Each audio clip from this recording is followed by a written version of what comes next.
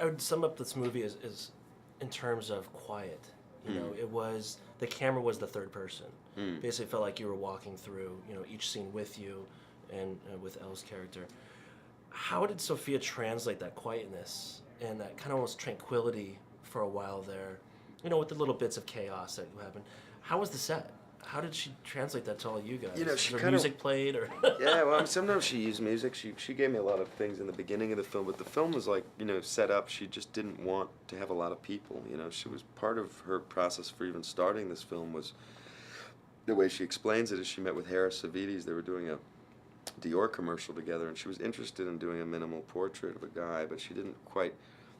You know, Harris, I think, made her very comfortable with how to make a film like this that is ambitious, that does go to other countries, at the same time find that very quiet intimacy that this film has. And I think they did that by, you know, Sophia does that in energy with just handpicking the crew, not having a lot of trucks, coming in covert, almost like a student film, yet you look around the room and you got h264 shooting the movie, who's the best.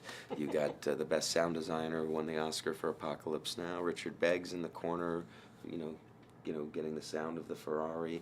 You've got, you know, all these things happening, and yet we're only maybe 20, 30 people, and we're making a full 35 millimeter movie on film. Right. You know, normally you need a lot more people to do that, but in actuality, what this movie taught me is you really don't. Right. Simple. Yep. Kiss it. Keep it simple. Stupid was in.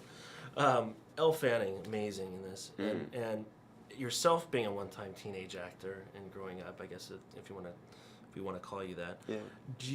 What impressed you about her and about her acting skills? It's like Elle just comes in like, you know, she's a normal girl first, you know, she's the sister of this very famous young actress, you know, and she's done a lot of work herself as a child, but, you know, I think this film really sets apart for her first real big entry into filmmaking, because I feel like she's just so strong and sophisticated in this film, and so much of the performance, she's more sophisticated than her own dad, you know, so, you know, she's cooking for him, she's taking care of him, she's almost tucking him into bed, you know, and there's something kind of beautiful that she has that strength as a young girl to do that, and ultimately she rescues his father because it's her that he sees and finally wakes up to find the strength inside to say, I'm making a change, enough of this crap.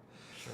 And Elle Fanning is just a complete professional. She was a joy to work with. I mean, I was nervous to be in a lot of scenes with an 11-year-old. I didn't know how that would work. I didn't know if she would like me, you know, but from the beginning, Sophia trusted us so much and let us spend time together alone, let us create our own bond, so that when it came time to come on the set, you know, Sophia could throw us in all different directions, and we had a unit going. We had a trust, you know. Right.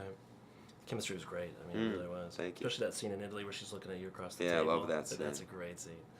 Last question, basically, how is this movie affecting people? I mean, what do you expect them to walk away with? Well, it seems like we're doing good so far. You know, I think it is a sophisticated movie, yet very universal, and I just want to see it do really well. I want the people to speak.